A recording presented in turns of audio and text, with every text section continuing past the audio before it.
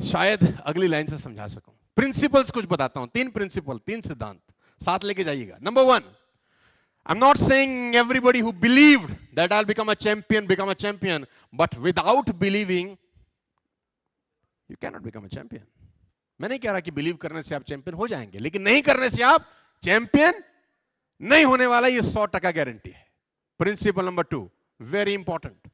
Positive thinking does not guarantee success, but negative thinking guaranteed failure. Positive thinking से success मिलेगा इसका कोई guarantee, लेकिन गलत सोचने पर फेल होंगे इसकी 100%। और तीसरी सबसे इंपॉर्टेंट प्रिंसिपल है, साथ लेके जाइए, rain will fill the size of vessel you have. This is the most important principle of belief system, ladies and gentlemen. Rain will fill the size of, बाहर बहुत बरसात हो रहा है, बहुत बारिश हो रहा है, धुआंधार बारिश हो रहा है, आपके हाथ में मग है, मग लेकर जाएंगे तो क्या भर के लौटेंगे वापस? बकेट लेके जाएंगे तो क्या भर के लौटेंगे? अगर स्पून लेके जाएंगे तो क्या भर के लौटेंगे? सवाल रेन का नहीं है, सवाल उस पात्र का है जो आपके हाथ में है, जिसको आप भरना चाहते हैं।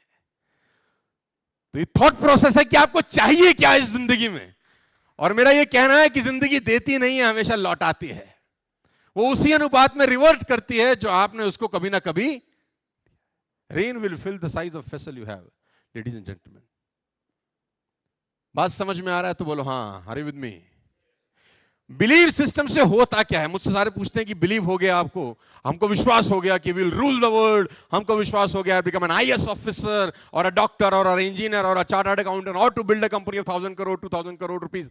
मैं ऐसी कंपनी में जाता हूं जिनका टर्नओवर 20,000 करोड़ रुपीस का है, तो मैं उनको बोलता हूं थिंक कि हम 30,000 करोड़ कैसे होंगे? तुम बोलो सर पागल हो आप, 5% ग्रोथ सोचते हैं, 10% ग्रोथ सोचते हैं, ये साला 50% ग्रोथ कौन सोचता है? तो मैंने बोला हम सोचते हैं।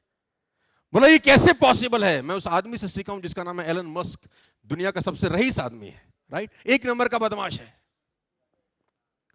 उस आदमी का एक बड़ा जबरदस्त फिलॉसफी है। देखो, खराब लोगों से भी अच्छी चीजें सीखी जा सकती हैं, although he is a very big successful human being, Tesla, you know. तो एलन मस्क से किसी ने पूछा कि आपके सक्सेस का राज क्या है? उसने बोला मेरी सक्सेस का बड़ा सिंपल सा राज है कि मैं अपने 10 साल के गोल लिखता हूं कि मुझे अगले 10 साल में क्या करना है। हेलो, मैं अपने 10 साल के गोल लिखता हूं कि मुझे अगले 10 साल में क्या करना है, और फिर मैं सोचता हूं कि मैं इनको 1 साल में कैसा पूरा करूं। तो लोगों ने बोला आर यू मैड? उसने बोला यस आई एम मैड। क्योंकि अगर मैं 10 साल के गोल लिख रहा हूं और वही गोल दूसरा आदमी भी 10 साल के लिए लिख रहा है, वो 10 साल में ही करने का पूरा प्रयास कर रहा है और मैं 1 साल में करने का प्रयास कर रहा हूं, 100% मैं उससे कहीं आगे निकल जाऊंगा। फेल हो जाऊंगा ये मुझे भी पता है, लेकिन उससे 100% आगे निकल जाऊंगा ये मुझे पता है। तो मैं लोड ले रहा हूं अपने ऊपर, मैं कंफर्ट जोन में नहीं बैठना चाहता। तो जब मैं 20,000 करोड़ की कंपनी के पास जाता हूं तो मैं उनको बोलता हूं कि think how you become 30,000 crore rupees company. Thought process, दिमाग पे से एक्सरसाइज कराइए। शरीर की एक्सरसाइज तो रोज करते हैं जिम जाके 2 घंटा ना, अब दिमाग से एक्सरसाइज कराइए कि आपका ग्रोथ 10x कैसे हो सकता है अगले 3 महीने के अंदर, आपका ग्रोथ 20x कैसे हो सकता है अगले 3 महीने के अंदर, अगले 1 साल। तो बोलते हैं इस नेक्स्ट टू इम्पॉसिबल। मैं बोलता हूं हम फेल हो जाएंगे, इससे बुरा कुछ नहीं होगा। हेलो, किसी एक बहुत बड़े राइटर है जिनका नाम है लेस ब्राउन, का एक बड़ा अच्छा कोट आपको बताता हूं। उसने कहा इस दुनिया में ज्यादातर लोग इसलिए फेल हो जाते हैं क्योंकि वो छोटा टारगेट लेके अचीव कर लेते हैं। छोटे टारगेट लेकर अचीव करने से बेटर है कि बड़ा टारगेट लेके फेल हुआ जाए। इट्स वेरी इंपॉर्टेंट कि आप बड़ा टारगेट लें और फेल हो जाएं, बनस्पत इसके कि छोटा टारगेट लेके पास हो जाएं। आपने 10,000 करोड़ की कंपनी के बारे में सोचा और 50% भी पास हो गए तो 5,000 करोड़ होता है। आपने 100 ही करोड़ के बारे में सोचा और 100% भी पास हो गए तो 100 करोड़ ही होता। Hello, it's all about, come on, hello, thought process. Ladies and gentlemen, rain will fill the size of vessel you have. तो सब मुझसे पूछते हैं कि बिलीफ सिस्टम से होता क्या है? बिलीफ सिस्टम की एक औलाद है। बिलीफ सिस्टम से एक बच्चा पैदा होता है, उस बच्चे का नाम है एटीट्यूड। कम ऑन, क्या नाम है? जब आपको बिलीव होता है ना कि yes I will do it, मैं ये कर जाऊंगा, साला आपका एटीट्यूड चेंज हो जाता है, आपका बॉडी लैंग्वेज बदल जाता है, आपकी टोन चेंज हो जाती है, इवन आपका हैंड शेक करने का पैटर्न चेंज हो जाता है। आप मिलिए लोगों से, इर्द गिर्द में लोगों से मिलिए जो डिमोटिवेटेड हैं, जो ढीले ढाले हैं, जिंदगी में कुछ टारगेट गोल सेटिंग नहीं है, आप उनसे हाथ मिलाइए, वो हाथ मिलाएंगे नहीं, वो हाथ दे देंगे, आप ही मिला लो। बोले उनसे नाम पूछिए, क्या नाम है? सुमित। अरे बाप ने इतनी मोहब्बत से रखा है भाई, कॉन्फिडेंस नहीं। गाइस, बिलीव सिस्टम का एक औलाद है जिसको बोलते हैं एटीट्यूड। जैसे आपका बिलीव, हमारा बिलीव सिस्टम सेट हुआ 99 2000 के अंदर कि यस यार, हमारे पड़ोस में एक अंकल थे, वो चलाते थे मर्सिडीज बेंज।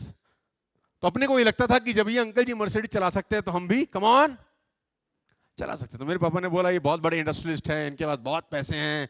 तो मैंने बोला ये माँ के पेट से थोड़ी लाए थे, ये भी तो यही मार्केट में ग्रो हुए, अगर ये कर सकते हैं तो पापा। और धीरे धीरे धीरे धीरे करते हुए एम्पायर खड़े होकर एक चीज बना ली हमने। एटीट्यूड बहुत इंपॉर्टेंट रोल प्ले करता है। एक एग्जांपल देता हूं, सुनना चाहेंगे तो बोलिए हाँ। बहुत फेवरेट एग्जांपल है मेरा, कम से कम 100 200 500 बार दे चुका हूं। हाँ बोलेंगे तो सुनाऊंगा, क्योंकि आप ना बोलते तो सुनाता हूं मैं फिर भी। आप में से कितने लोगों ने जंगल सफारी किया है कभी? Everybody must. मैं भी जिस रास्ते से आया वो तो पूरा जंगल टाइप रास्ता है यार, है खतरनाक, दिख ना जाए मैंने कहा कुछ। आप लोग जंगल गए हैं? Come on. सबसे तेज कौन सा जानवर दौड़ता है जंगल में? श्योर। सबसे ऊंचा जानवर कौन सा होता है? Come on. जिराफ। बच्चे ने बताया, वाह। सबसे भारी जानवर कौन सा होता है? Come on. एलिफेंट। और क्लेवर जानवर कौन सा होता है? Are you sure? सबसे क्लेवर फॉक्स, सबसे तेज चीता, सबसे ऊंचा जिराफ और सबसे भारी एलिफेंट, हिप्पोपोटामस, कुछ भी आप बोल सकते हैं। अब मेरा अगला क्वेश्चन ये है, इन चारों में से जंगल का राजा कौन सा होता है? मैंने इन चारों में से पूछा।